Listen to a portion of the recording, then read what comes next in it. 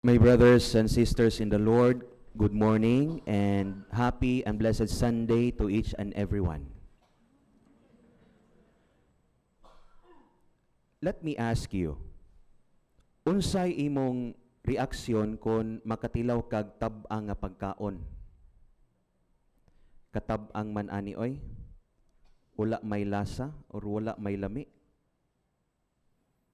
If that is the case, then you will know that something is missing.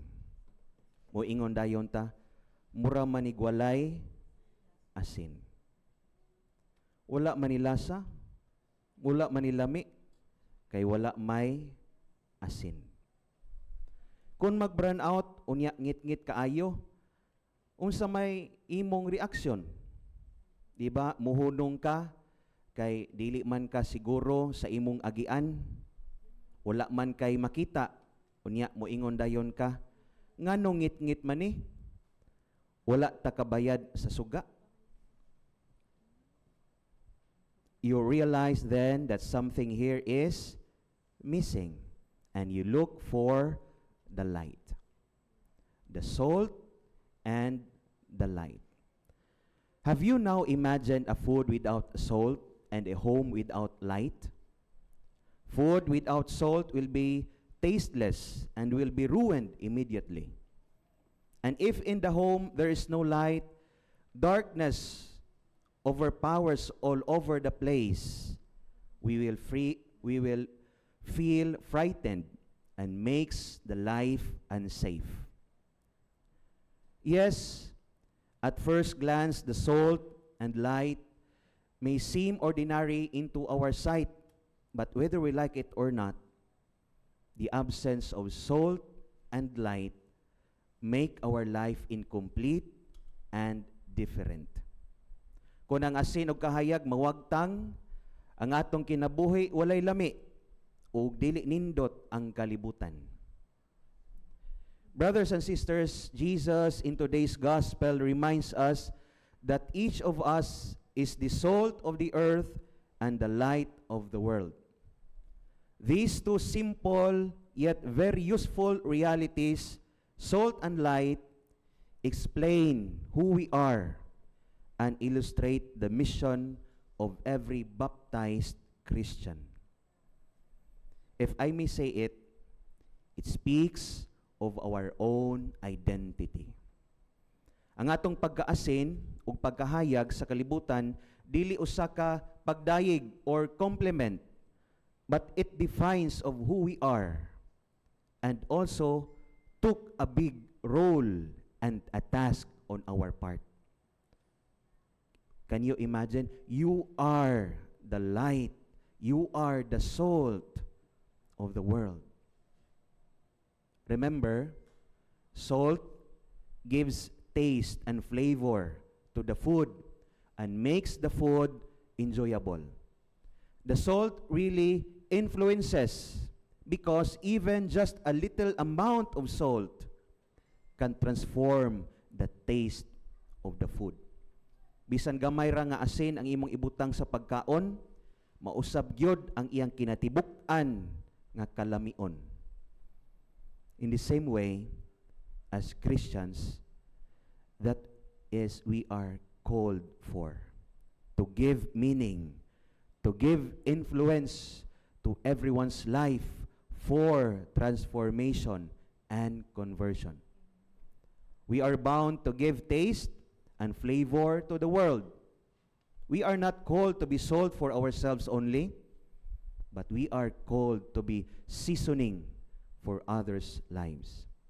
The salt is meant to be used and not to be kept for itself. Otherwise, it defeated its purpose. In the same manner, we are not to shine our light so others are dazzled or made blind by our light and by our brilliance. Wala tagiingnan sa Ginoo nga kamo ang kahayag aron ipagarpar or isabwag ang atong kahayag, aron ang uban mga buta sa atong kahayag. Rather, we are to shine our light so others may see the beauty, and may find their way to God. In other words, we are the doorway. We are the pathway to God for others. Laktod nga pagkasulti, gusto ni Jesus nga kita mao ang mutandog, kita ang mutakod og muimpluwensya sa kalibutan, mutampo og kabag-uhan og kausaban, and not the other way around. Nga kita na hinuon ang matandog, matakdan, o kita na ang maimpluwensyahan sa kalibutan. Pangutana imong tapad, ingna imong tapad, nakatandog ka sa kalibutan or ikaw ang natakdan sa kalibutan?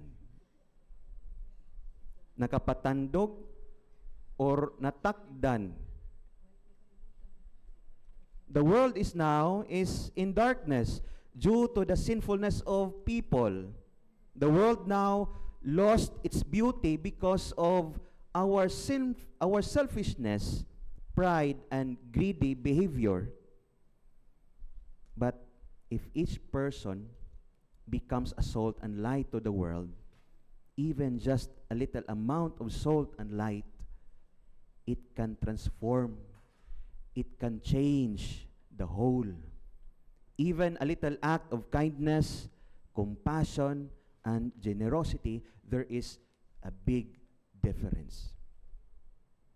One good deed you do today can be the beginning of many good deeds tomorrow.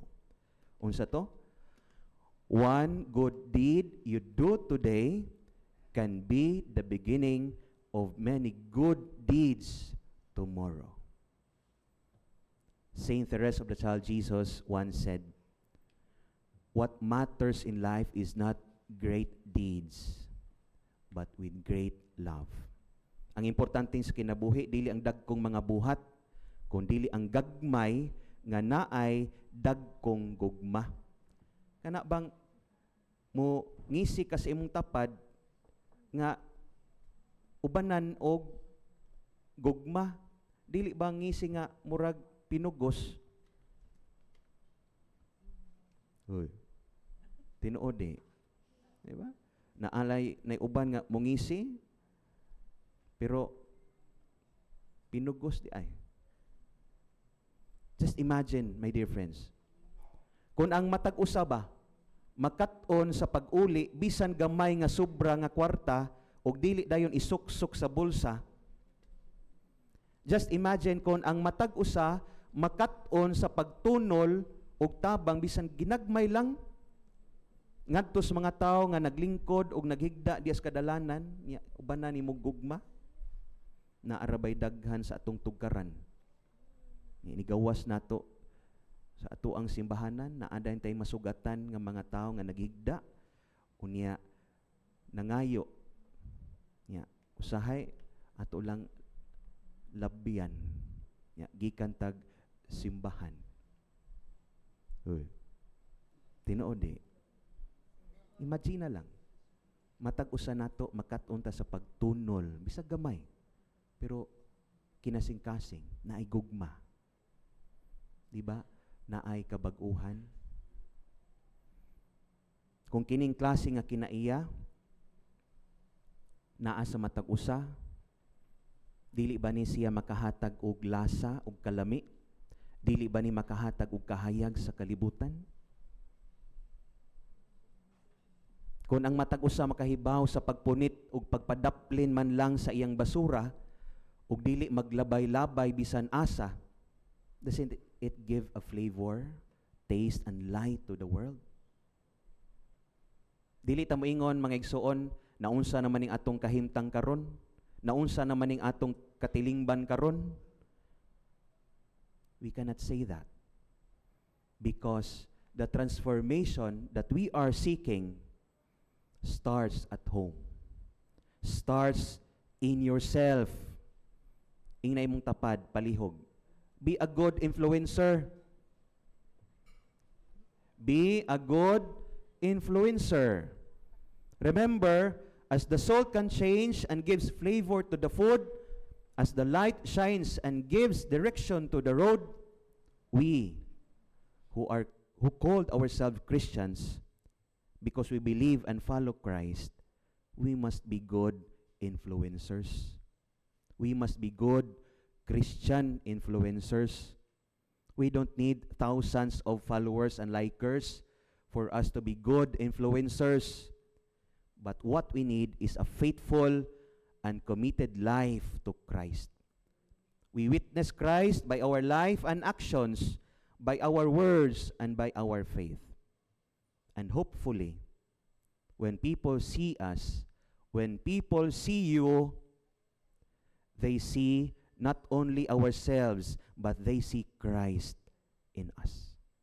Makita unta si Kristo di sa atong kinabuhi.